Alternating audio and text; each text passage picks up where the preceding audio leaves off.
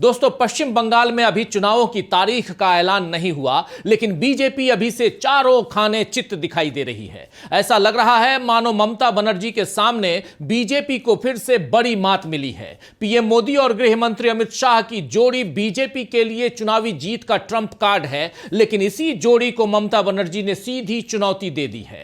एक तरफ मोदी से ममता बनर्जी ने कहा है कि अपने गृह मंत्री पर कंट्रोल रखिए, तो दूसरी तरफ अमित शाह को चेतावनी दी है कि अगर हद पार हुई तो मैं पेन ड्राइव सार्वजनिक कर दूंगी। शुक्रवार को कोलकाता में हजारों लोगों की भीड़ के बीच ममता बनर्जी ने यह खुली चेतावनी दी है। जरा सुन लीजिए।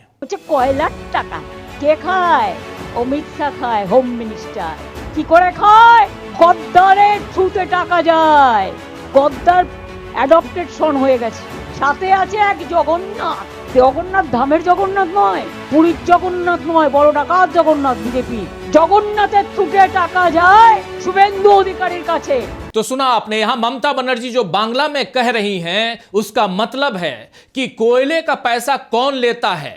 अमित शाह लेते हैं। यह पैसा गद्दारों के जरिए जाता है। बीजेपी सांसद जगन्नाथ सरकार डकैत है, वो पैसा इकट्ठा करते हैं, फिर गद्दार शुभेंदु अधिकारी के पास जाता है और फिर अमित शाह तक पहुंचता है। ममता दीदी ने बीएसएफ और सीआईएसएफ पर भी निशाना साधा। उन्होंने कहा कि ये फोर्सेस अवैध कोयला तस्करी क्यों नहीं रोक पाती। उन्होंने कहा अगर हद को पार कर लिया गया, यानी हद को पार किया गया, तो मैं पेन ड्राइव सार्वजनिक कर दूंगी। मैं सिर्फ एक हद तक सहन करती हूं, एक लक्ष्मण रेखा है।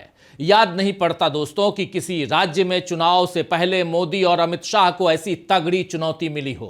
बेशक बिहार में भी वोटर अधिकार यात्रा निकालकर तेजस्वी यादव और राहुल गांधी और समूचे महागठबंधन ने बीजेपी को बड़ी चुनौती पेश की थी, लेकिन वहां पूरा गठबंधन और कई सारे नेता थे। लेकिन यहां ममता बनर्जी अकेले मोदी और अमित शाह की जोड़ी पर भारी पड़ रही हैं।